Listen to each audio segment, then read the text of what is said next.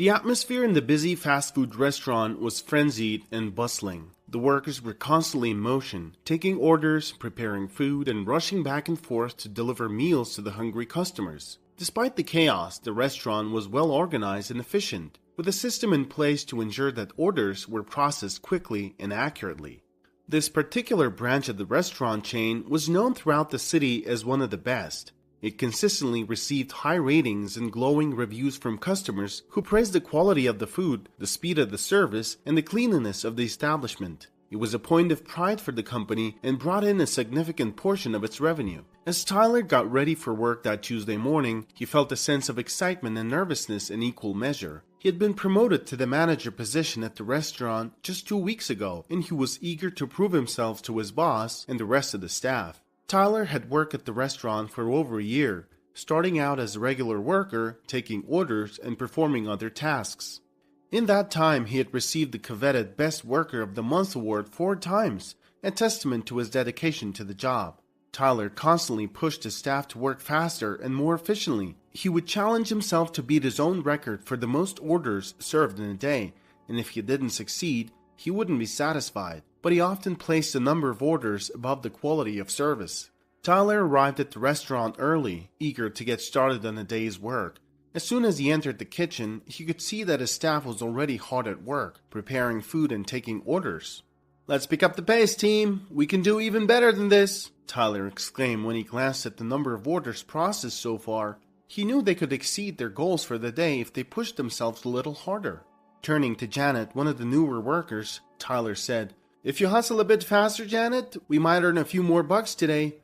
And who knows, you might even shed a couple of pounds." Despite Tyler's enthusiasm and drive to succeed, not all of the staff at the restaurant appreciated his management style. In fact, many of them were growing increasingly frustrated with his constant need to push them to work harder, faster, and without regard for the toll it was taking on their well-being. What bothered them the most, however, was Tyler's tendency to make thoughtless remarks without considering the consequences. He would often make jokes at the expense of his staff, particularly Janet, the newest and youngest member of the team. Tyler's comments about Janet's weight were hurtful and insensitive, and they made everyone uncomfortable. The staff knew that Tyler meant well, but they also knew that his comments were a symptom of a larger problem, his desire to be the best no matter the cost. Tyler's relentless pursuit of success was admirable, but it was also driving a wedge between him and his staff. As the weeks went on, tensions began to rise between Tyler and the staff. They began to resent his constant micromanaging and his lack of empathy for their needs. They tried to speak to him about their concerns, but Tyler was too focused on achieving his own goals to listen. Ultimately, Tyler's unchecked ambition and thoughtlessness would have serious consequences for the restaurant. One small mistake would bring it all crashing down, and Tyler would learn the hard way that true success requires more than just hard work and determination. The lines of people waiting to get their orders stretched out the door, a testament to the popularity of the restaurant. Many customers were regulars who knew exactly what they wanted and placed their orders quickly. Others were first-time visitors, scanning the menu board with wide-eyed wonder as they tried to decide what to order. Although Sonia didn't dine out frequently, it wasn't because she didn't enjoy it, but rather due to her past experiences that were less than pleasant. However, fate had other plans for her on this particular day. She found herself in a situation where she had to wait in line at a restaurant while waiting for her son to arrive, who had recommended the place. As she was feeling famished, she decided to give the restaurant a chance and started studying the menu board meticulously, weighing her options before finally making up her mind on what to order.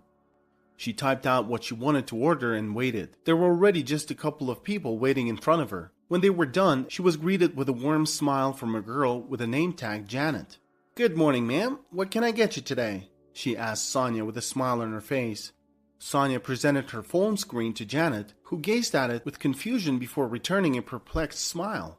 Upon further examination, Sonia realized that her phone screen had been locked and was displaying a screensaver image of her silly-looking dog. She chuckled, unlocked the phone, and displayed a note with text on it. As Janet read the message, she swiftly realized that Sonia was hearing impaired. "Okay, I understand. Sure thing, ma'am," Janet responded before inquiring, "Would you like any lettuce on your burger?" Observing Sonia typing on her phone, Janet patiently waited for her order. However, the customers waiting behind her grew increasingly restless, prompting Tyler, who had a habit of keeping his ear to the ground in the restaurant, to notice that Janet was holding up the line as he passed by the cashier's post. "Janet, what's happening?" Tyler inquired, whispering into her ear. Janet smiled reassuringly at Sonia before signaling for Tyler to approach. She's deaf, Tyler. She communicated her order through a note. I asked if she wanted lettuce on her burger and she's probably typing her response now," Janet explained in a hushed tone. As Tyler scanned the growing line of impatient customers behind Sonia, his frustration began to mount.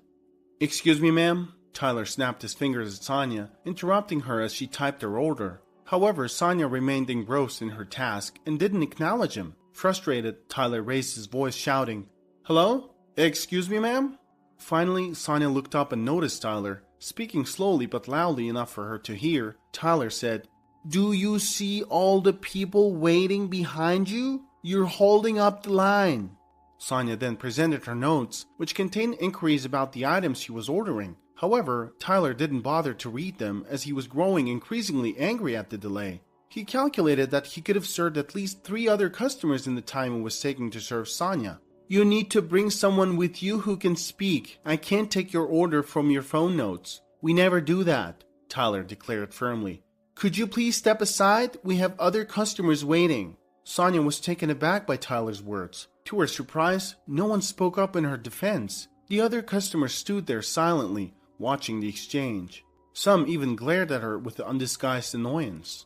Resigned, Sonia stepped aside and took the time to carefully compose a clear and concise message in her notes. Once it was her turn again, she approached the cashier, only for Tyler to quickly position himself beside Janet and say, "I told you already, ma'am. I'm not taking your order. Is that clear?"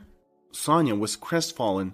She gestured in confusion and despair, wondering why she was being treated so unfairly. She quickly typed a response on her phone and showed it to Tyler, hoping to clarify her situation. "I don't have any further questions. Please read my note and take my order," her message read. However, Tyler ignored her and turned to the next person in line, asking if they were ready to place their order. A man in the line spoke up, saying to Tyler, "Don't you think you should help her out?" Tyler responded confidently, "I'm sorry, but we can't take orders through written notes. Our policy is to take orders verbally." Feeling like he was in charge, Tyler wasn't sure if there was an actual policy regarding written orders. He was just angry at Sonia's previous note, where he thought she sounded rude. Meanwhile, Sonia was growing increasingly anxious and frustrated. She couldn't comprehend why she was being denied service simply because of her deafness. She typed out her message on her phone, her hands shaking nervously. The person waiting behind her refused to place their order until she had been served. "I think I'll wait until you finish taking her order," the man declared, smiling as he gestured towards Sonia. "Of course, sir, no problem," Tyler responded, turning his attention to the couple standing behind the man.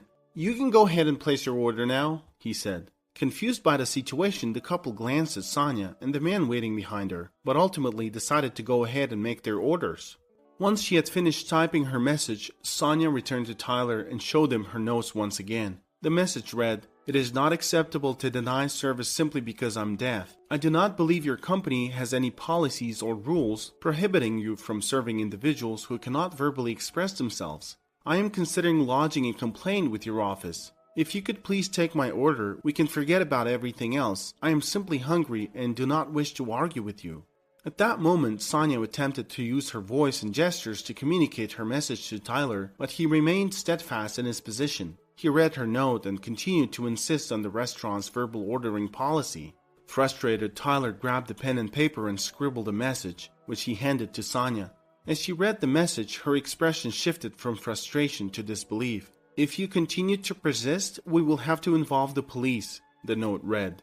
Overwhelmed with anxiety, Sonia began nervously biting her nails and pacing around the restaurant. She quickly composed another message on her phone and tried to show it to the restaurant staff, but they ignored her as though she were invisible.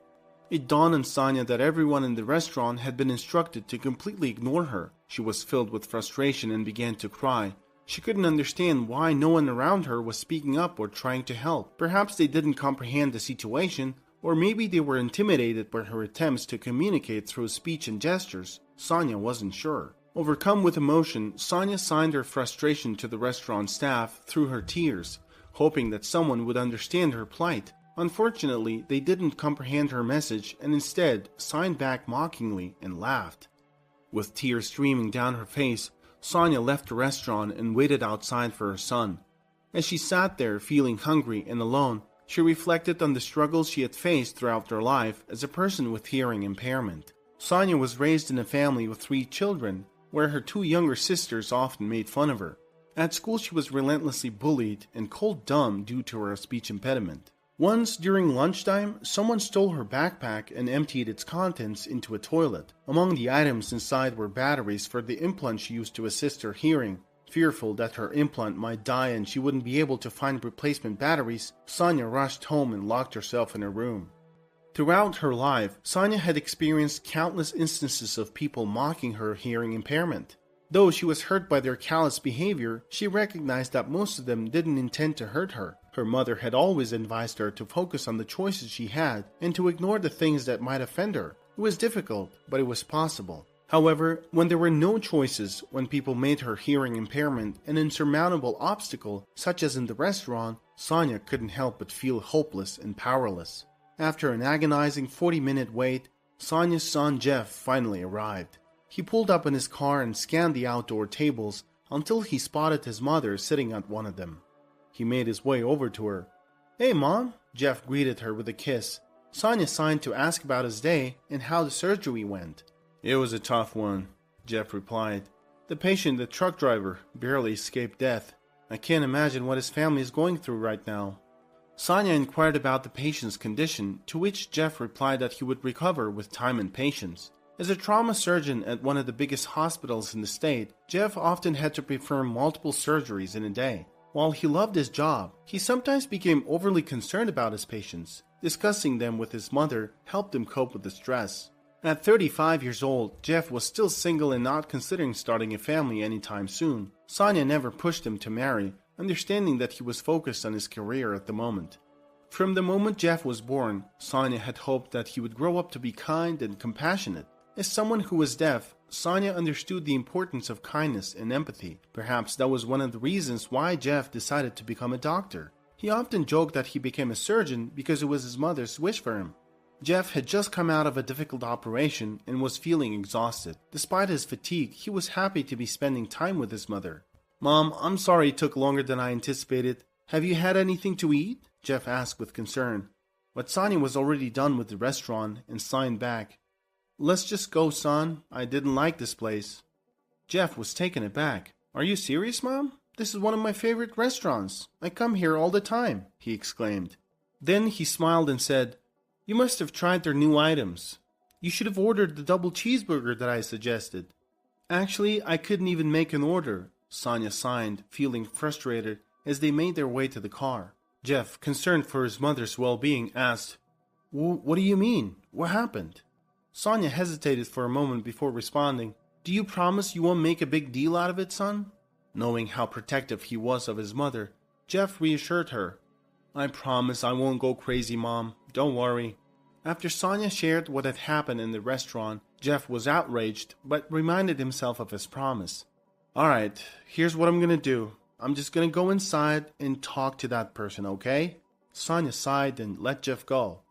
She was grateful to have a son who would stand up for her, but also hoped that he would handle the situation calmly and peacefully. Despite his promise to remain calm, Jeff entered the restaurant seething with anger. He wanted to punch the person who had mistreated his mother for no fault of her own. As he looked around, he saw that there were still a lot of people waiting in line, some of them staring at him as he walked past them. Jeff approached one of the workers and asked to speak with the manager. A few moments later, Tyler emerged from the back to speak with him. Tyler had a stern expression on his face, but Jeff did his best to remain calm and collected. When Tyler saw Jeff, his expression changed immediately. "Hey, Jeff, long time no see. How are you doing?" "Hey, Tyler, I'm good. How's your arm doing?" Jeff asked. "It's much better, thanks for asking. You did a great job with the surgery," Tyler replied. Tyler had been in a terrible car accident a few months back, and Jeff was the one who did the initial surgery on him. "I'm just glad to see you're feeling better," Jeff said. "Thanks, but I owe it all to you," Tyler said gratefully. "I actually wanted to talk to you about something. My mom had an unpleasant experience with one of your coworkers earlier. Could you help me out?" Jeff asked. "Oh no, I'm sorry to hear that. What happened?" Tyler asked. Jeff requested Tyler to come outside so that his mom could explain what happened. Tyler, preoccupied with work, was unaware that it was the same deaf woman. As they reached the table where Sonia was seated, Tyler realized it was her. As Tyler caught Sonia's eye, he was at a loss for words and stood there in silence. "Mom? Meet Jeff. He was one of my patients and he recently got promoted to manager. Can you please explain what happened?" Jeff asked. Sonia looked at Jeff, her eyes showing a hint of anger. She took a deep breath and sighed. "The guy who refused to serve me was your patient, the manager, Tyler." Jeff's expression immediately changed. He felt awkward realizing he had been having a friendly conversation with Tyler just moments ago without knowing he had mistreated his mother. "Jeff, I'm really sorry. I didn't know it was your mother," Tyler apologized. Jeff listened to him in silence. "I apologize, ma'am. Please let me take your order. I was a thoughtless jerk," Tyler said, breathing heavily. "I've been focusing on efficiency over customer care since I got promoted, and I've gone too far." Tyler was on the verge of tears. Sonia didn't say anything but looked at Tyler, tears streaming down her face, recalling how desperate she had felt an hour earlier.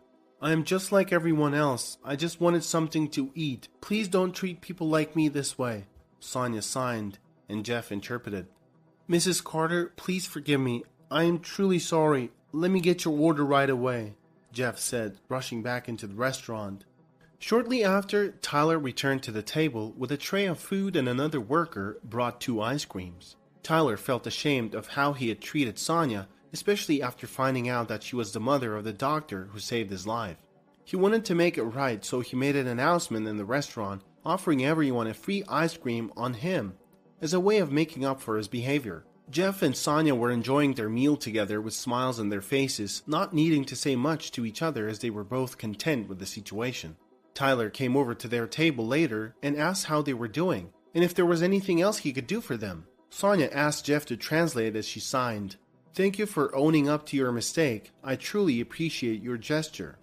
Tyler apologized once again and told Sonia that she can come by anytime and he will personally ensure that she received the best of service. Sonia replied that she just wanted to be treated like everyone else and didn't need any special treatment.